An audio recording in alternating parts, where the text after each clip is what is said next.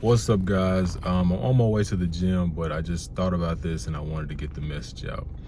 When it comes to mentors, I used to think they didn't really matter.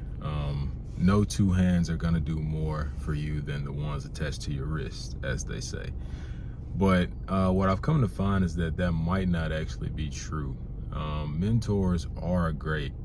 They can, introduce you to resources that you never thought of or knew about before, and they can, help you get past some roadblocks and avoid some mistakes that they made.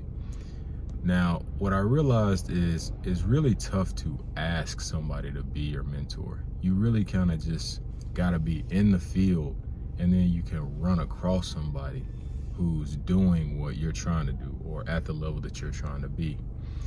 And that's been my experience.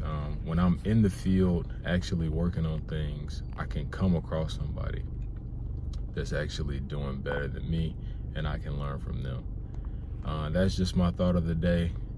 Hope you guys have a great rest of your day.